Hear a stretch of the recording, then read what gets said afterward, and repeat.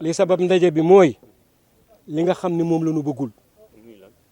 muy projet bi nga xam ne moom lañ fi bëgg a installé d'accord nu ci tey du suba du ginnaaw suba dañoo amaloon njëriñ ndax ab naar bu jógee ci ak fu mënti jóge ñëw ñu ne nan ko def suñu suuf si bu ñu ko joxee suuf si mu tabakaay étoile di ko jaay ban njëriñ lañ ci am ñun ban njëriñ lañ ci am waa tey nun lag bi nii fii nu toog taxaw tey jigéen ñi xool ngeen ñi ci la ñuy dund campement yi gis ngeen ni ci la ñuy dund ñi wa yor balaak bi nga xam ne ñoo yor kuwaat yi di daw di war lag bi ci la ñuy dund waaw loolu ñu jël ko jox ko benn doomu aadama sunu suuf soosu mu tabax ko ay étoile di nu ko jaay te amuñu lu ñu ko jënde ban njëriñ lañ ci am damaa wax ne képp koo xam ne d'accord nga ci sa intérêt la waaye du intérêt général xam nga lu ñu bañ ci dëkk bi fi mu ne dëkk bi fi mu ne xam la ñu ci bañ intérêt personnel bu njëkk bu fi amoon tam dañ na mag ñi fi nekk léegi kenn maguma man ko 80 maa ngi ci juróom-ñett fukki at juróom-ñett fukki at laa am sama doom yi li ñu bëgg laa bëgg lu ñu bëggul bëgguma ko te ñi ma maasee li ñëpp loolu la ñu wax dama ne ñàgg fi mu toll nii dañu ko bëgg a direese teg ci aw yoon yoon wi ñu ko bëgg a teg mooy yoonu dëgg ku am sa ñàkk am dëgg jàllal demal ci àll ba ku bëgg a jubal ñëwal nu ànd jubal ñàgg ci kaw lan ci kaw intérêt général intérêt personnel ñi ne nag d'accord nañ ci projet bi xam nga lu leen fi tax a d'accord seen intérêt lu ñu def ci seeni poche ak woto yi ñuy dugg loolu ñun intéressé wu ñun li ñu intéressé mooy li Papa Gueye mi am gone bi gën a tiiw ñëw ci ñàgg nan tollool ñun ñaar nan tolloole bu amee dërëm na gone ba am dërëm su ma amee ñaar dërëm na am ñaar dërëm li ñuy wax yóbbante nguur gi mooy ñu jàppale nu ci loolu nun waa ñàgg gii lak bii la ñu dese moom la ñu am amuñu fu ñuy liggéey amuñu usine amuñu dara lu ñuy liggéey amuñu dara lu dul lak bii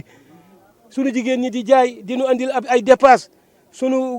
waa balaak bi jóg ak tourisme bi nga xamante ne gune yaa ngi ñu ciy liggéey di jaay di jot seen wërsëg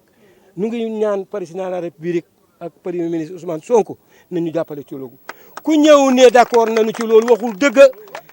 ñàgg ña fa nekk kenn ama fa mag wala ñaar ñàgg yëpp nag laa la wax ñii dee si mbaar mi man mii kenn képp moo ma fa mag muy chef de village te xam naa ne nun waa ñàgg nun ñii leenu bañ ñun ñii ak magi dëkk ba chef de village loolu lay bañ chef de village day bañ noo day ànd ak ñun ci loolu du nu dëwee man xam naa ko bu soobee yàlla ak yonent bi ñun lay àndal ñun daal li ñuy ñaan gouvernement bi mooy lii projet bi tey projet comme la xaw ma Demba comme d'accord nu du tey du suba ginnaaw suba. ñu nag projet bii nga xamante ne mooy projet Orascom ñun dañ koo bañ ba mu jeex ñàgg ak li ko wër yëpp dañ koo bañ parce que fépp association yi nga xamante ne nekk nañ ci ñàgg ak li ko wër yëpp dem nañ waxtaan ak ñoom dèjà ñoom ñoo fi teew nii pour ñu gàntal projet bi nga xamante waa Orascom ñoom ñoo ko fi bëgg a def parce que ñun xam nañ li nekk si ginnaaw parce que suñu maire bi nga xamante ne moo nekk fii muy maire Tivaouane Peulh ñàgg moom moo fi am benn 29 hectares boo xamante ne da koo am fii ci kaw loolu nag moo tax muy projet bi pour projet bi am ñun nag ñu taxaw na ko projet bi nag du fi amee nag ñu am ay nit yoo xamante ne ñu ngi leen di corrompre fii ci dëkk bi ñun xam nañ ko bu baax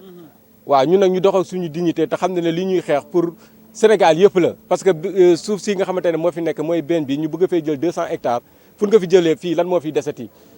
dara du fi des léegi ana tourisme yi local yi nga xamante ne ñoo doon ñëw fii di def seen i touristes ñii di def balade léegi bu ñu ñëwee fa la ñuy jëm léegi loolu lépp ñu bëgg koo xañ population bi nga xamante ne ñoo nekk fii di dund léegi ñun loolu su fekkee ne dañ koo seetaan parce que dañoo bëgg a ñëw pour lor suñu njaboot te benn naar boo xamante ne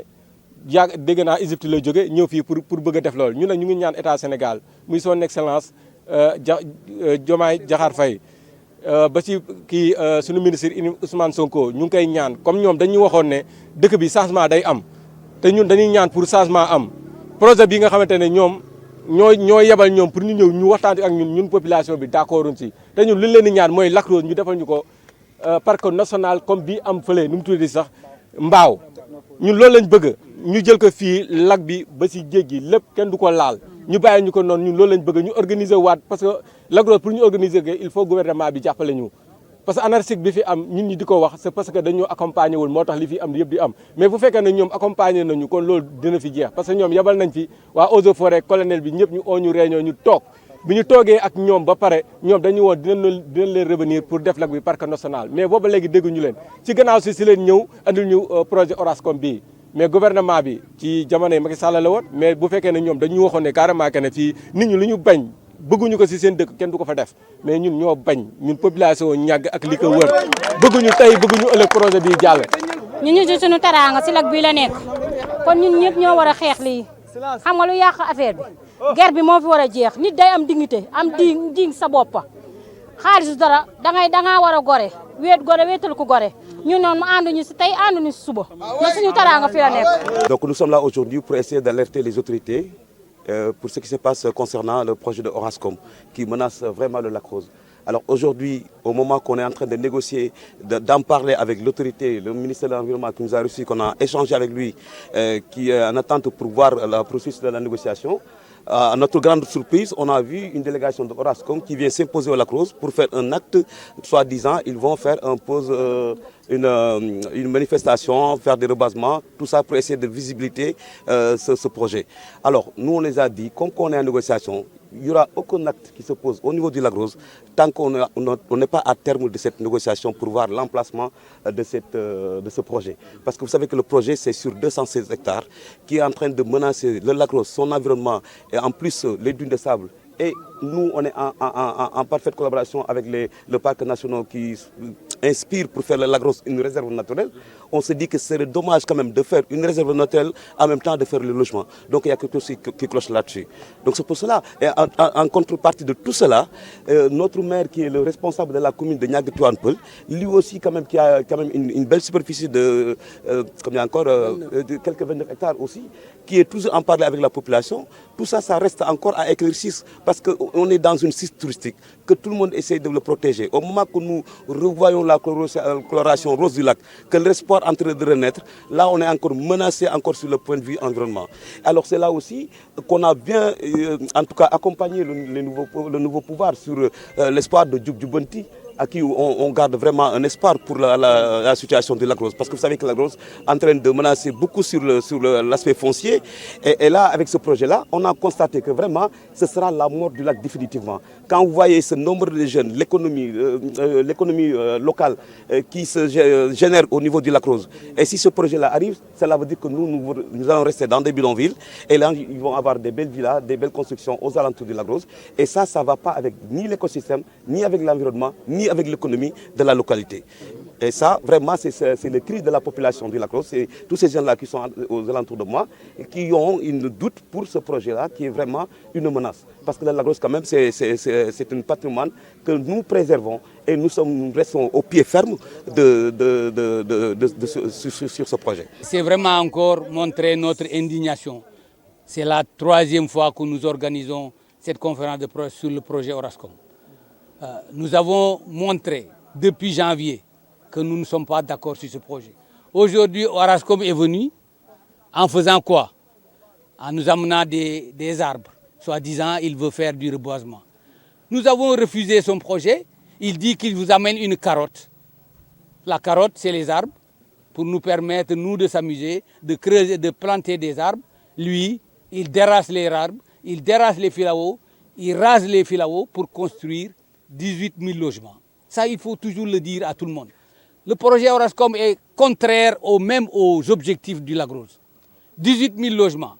144 000 personnes prévues selon leurs prévisions. Et si on voit bien la famille sénégalaise, c'est plus de 5 ou 6 personnes par famille. Donc on peut prévoir 180 000 voire 200 000 personnes autour du lac Rose, entre le lac Rose et la mer, sur une bande de 2 km sur 3 km. Ça veut dire quoi? Détruire l'environnement, détruire les filaos, détruire les dunes, détruire également le lac Rose. Ça, nous ne pouvons pas l'accepter. Donc ces filaos, les arbres qu'ils ont amenés ici avec la musique, ça nous rappelle tout simplement un article durant la colonisation, le nègre et la médaille. Le blanc, il nous amenait des médailles, il le plantait dans nos chemises et en contrepartie, il récoltait l'or, le diamant pour l'Europe. Et c'est exactement ce qu'il est venu faire. Il veut nous donner des arbres. En contrepartie, il prend 216 hectares pour construire une ville, 118 000 logements, 144 000 personnes, gagner son argent et partir. Et le reste, c'est nous qui sommes là. C'est nous qui vivons ici. Donc ce projet-là, nous ne pouvons pas l'accepter. Nous ne pouvons pas l'accepter. C'est pour cela encore, on appelle vraiment l'antisystème, parce que c'est ça que je dis. L'antisystème, c'est le président dirigé, notre pays dirigé par son Excellence Diomaye Diakhar Faye et son Premier ministre Ousmane Sonko, qui veulent plus du système. Donc l'indépendance politique, il faut l'avoir, mais il faut également avoir l'indépendance économique. Pour avoir l'indépendance économique, il nous faut gérer nous-mêmes notre environnement. Il nous faut nous-mêmes gérer notre Lac Rose. C'est ça qu'on a besoin. Et non amener une multinationale égyptienne pour détruire tout ce que nous avons construit pendant plus de 50 ans.